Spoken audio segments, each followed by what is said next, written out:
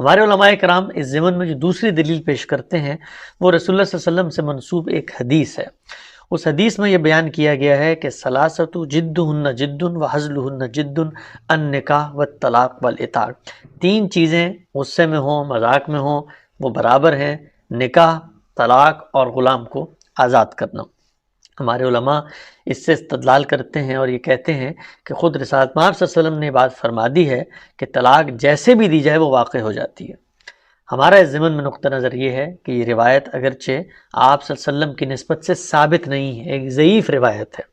بلکہ بہت ہی مزے کی بات یہ ہے کہ یہ جن کتابوں میں نقل کی جاتی ہے اور اس سے استدلال کیا جاتا ہے کہ طلاق اگر آپ مذاق میں دیں اور غصے میں دیں اور جیسے بھی دیں وہ واقع ہو جائے گی، انہی کتابوں میں نیچے یہ لکھا ہوتا ہے کہ یہ روایت رسول اللہ صلی اللہ علیہ وسلم سے ثابت نہیں ہے، جس کی بنیاد پر قانون سازی کی جا رہی ہے۔ تو اس ضمن میں ہمارا نقطہ نظر یہ ہے کہ رسول اللہ صلی اللہ علیہ وسلم سے منسوب باتیں لوگوں کی بیان کردہ باتیں ہیں، ان سے کوئی قانون اصلاً اخذ نہیں کیا جا سکتا، تاہم ہم غور کریں گے کہ اگر رسول اللہ سے منسوب کوئی بات ہم تک پہنچی ہے تو اس کا اصل پس منظر کیا تھا۔ ہماری بنا استدلال قرآن مجید کی وہ واضح اور صریح منصوص باتیں ہیں جن کی روشنی میں یہ بات بیان ہوتی ہے کہ طلاق واقع اس وقت ہوگی جس وقت آدمی یہ فیصلہ کرے کہ اس نے طلاق دینی ہے، گویا اس کا مصمم ارادہ، اس کا عزم، اس کا بیان ہے جو اس ضمن میں فیصلہ کن ہوگا، اس کی بات ہی حرف آخر اور اس کا فیصلہ ہی قول فیصل ہے۔ چنانچہ یہ جو روایت ہے، یہ روایت نہ صرف یہ کہ قرآن مجید نے جو اصول بیان کیا ہے اس کی روشنی میں قانونی طور پہ اگر اس کو اصول مان لیا جائے جو بات روایت میں بیان ہوئی ہے تو یہ درست بات معلوم نہیں ہوتی۔ تاہم جب ہم نے روایت پر غور کیا اور روایت کا استقصاء کیا اور جتنی رپورٹنگز تھیں ان کو جمع کیا تو اس سے بھی جو پہلو سامنے آیا وہ بالکل وہی ہے جو قرآن مجید بیان کرتا ہے، یعنی رسالت مآب صلی اللہ علیہ وسلم نے یہ کوئی عمومی فیصلہ نہیں فرمایا کہ جب کبھی کسی نے غصے سے کوئی طلاق دے دی یا جذبات میں آ کے طلاق دے دی یا ہنسی مذاق میں دے دی تو واقع ہو جائے گی، بلکہ ایک اپلائیڈ واقعہ ہے، ایک اطلاقی صورتحال ہے جس میں آپ نے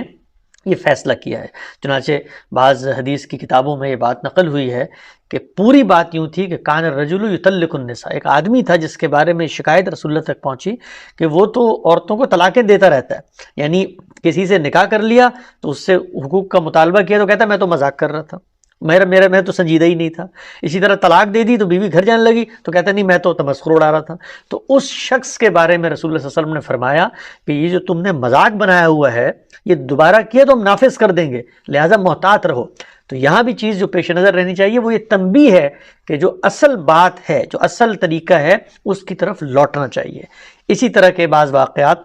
ہمیں سیدنا عمر کے عہد میں ملتے ہیں کہ آپ نے بھی ایک سختی کے ساتھ فیصلہ کیا کہ اگر کوئی شخص اب یہ کام کرے گا تو میں نافذ کر دوں گا، گویا اس میں بھی یہی پہلو مضمر ہے کہ یہ کام نہیں کرنا چاہیے اور اس کام سے لوگوں کو دور رہنا چاہیے۔ تو یہ اجتہادی اطلاق ہے قرآن مجید کی اس نص کی روشنی میں کہ اصل طریقہ طلاق دینے کا تو یہی ہے کہ ٹھنڈے دل و دماغ سے طلاق دی جائے، اس کے لیے دو گواہ بنائے جائیں، اس کے لیے پروسیجر اپنایا جائے، اور اگر کوئی لا آف دی لینڈ ہے طلاق دینے کا تو اس کو اپنایا جائے، جب تک وہ مؤثر نہیں ہوگا تو طلاق بھی مؤثر نہیں ہوگی۔